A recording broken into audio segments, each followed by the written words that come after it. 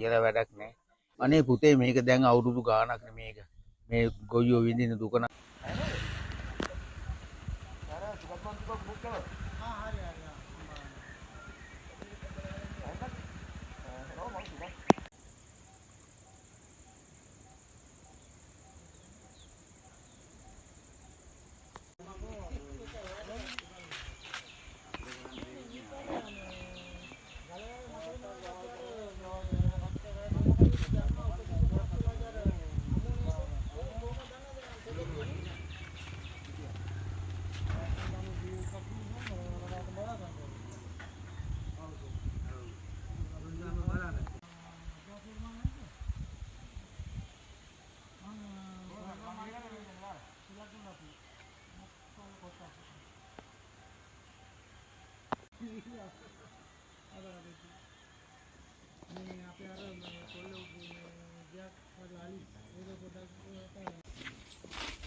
Bahas gitu kan sudah.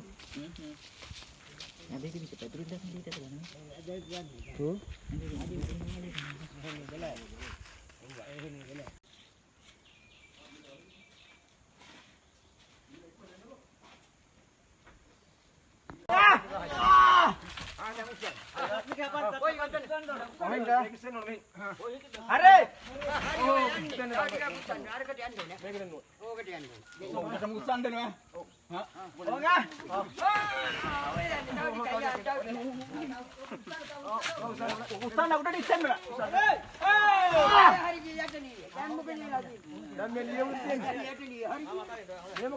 මේක දැන් අවුරුදු ගාණක් මේක. මේ ගොයියෝ විඳින දුක නම් කියලා වැඩක් නැහැ. ඒ මොකද කීවොත් රෑ පාන 6-7 වෙනකොටවත් මේ පාරක අපිට යන්න බෑ.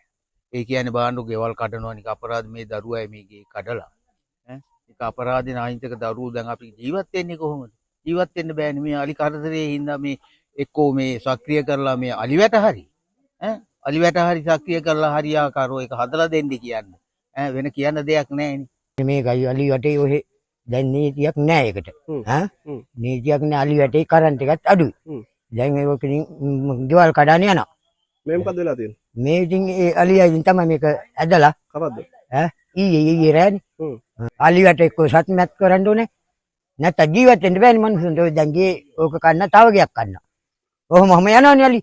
මේකෙන් ඉවරයක් වෙන්නේ නැහැ. ඒකට විසඳුමක් අපි දෙන්න කියන්නේ.